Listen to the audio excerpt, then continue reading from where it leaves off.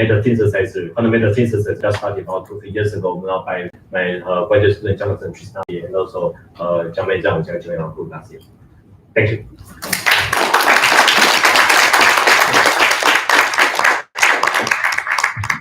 Thanks for the fantastic talk with many refreshing ideas. Questions?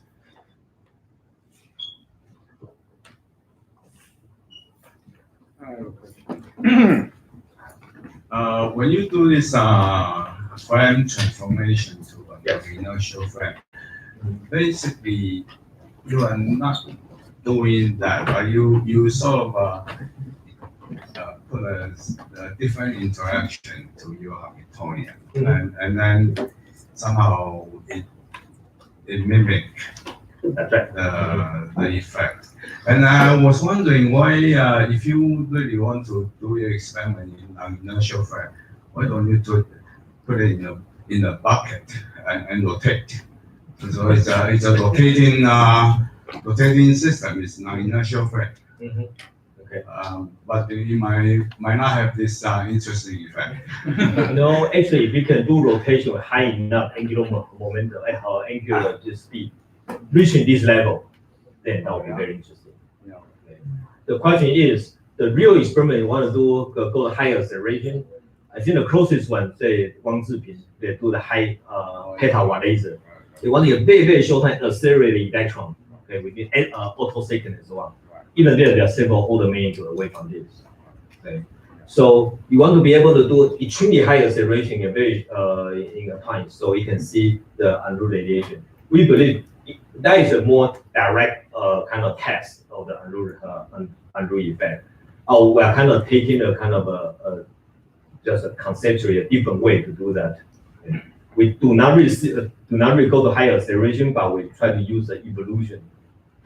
This is similar to if you go to a flight simulator. Okay, you want to pilot and so on. You are on the ground. The flight simulator is not going anywhere, but just you can just simulate the environment for you.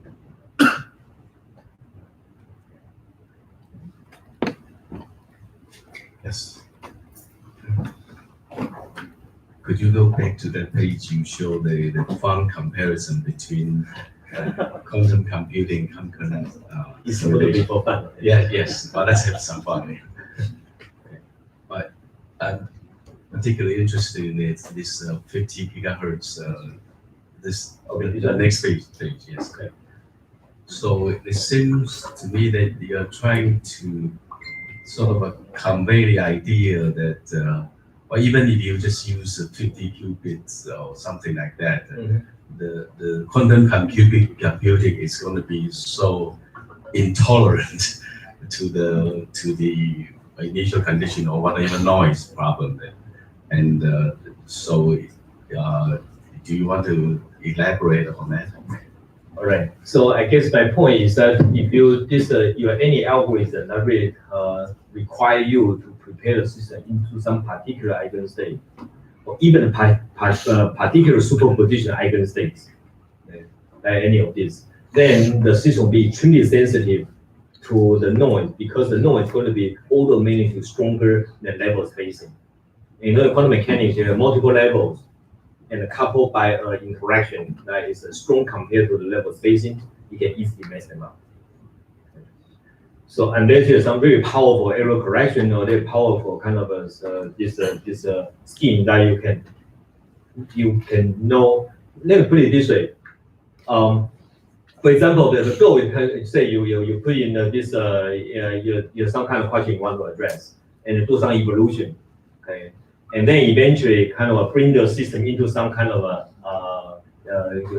perform the calculation and get some answer. For example, factorial, you want to factorize 1,003. Okay? And then the answer will depend on which eigenstate that you can reach.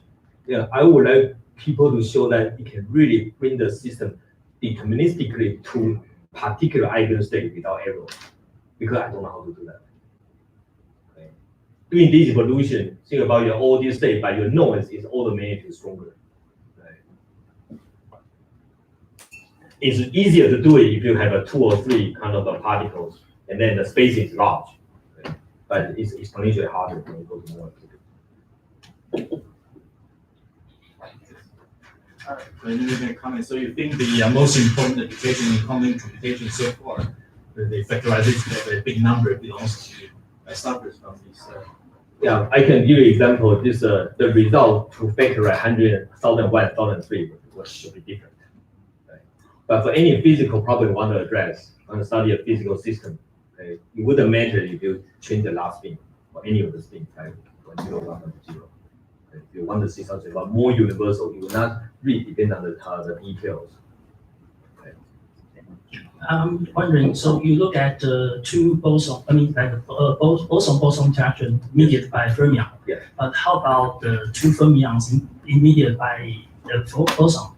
Yes, that is.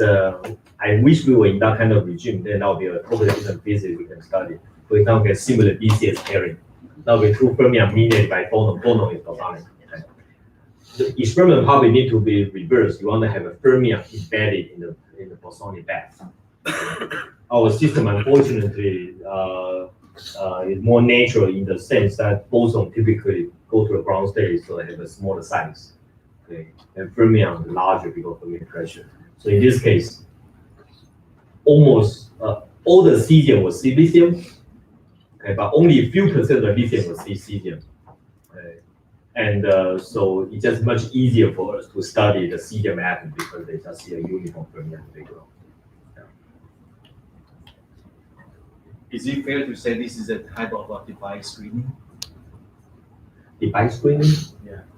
Your electromagnetic field is screened by the fermion. I believe so. If you go back to this to the predictions, okay. This one. I think the reason you get 1/r is that a short length, you don't really care about the mass, so you get to kind of a 1/r potential just like electromagnetic force. But go to longer range, now the mass of this mediated particle become important. That's why it has started to have a different form. Okay. So you can say this is some kind of screening. So you screen the interaction from 1/r to some other form. Okay. More questions? Yes.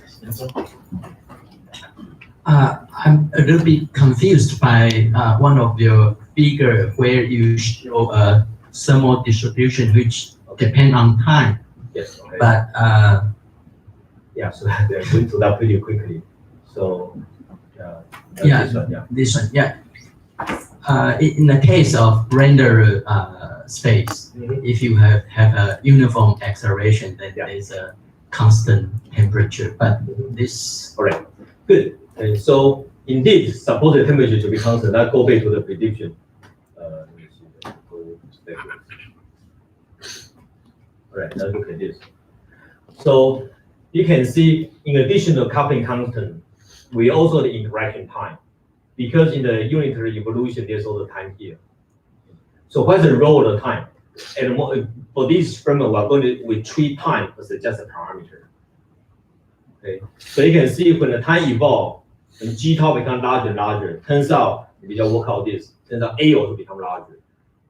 So we really think about the evolution of our system is looks like we are kind of boosting the atom into the accelerating frame with acceleration that's increasing in time. But for the purpose of just to demonstrate kind of thermal emission, we just consider tau is a parameter. So it's not really a time evolution. So in the lab, it's a time evolution, but you're going to say once you freeze the time, then the distribution will give you one particular acceleration. More questions? If not, I think Professor Chin again. Thanks.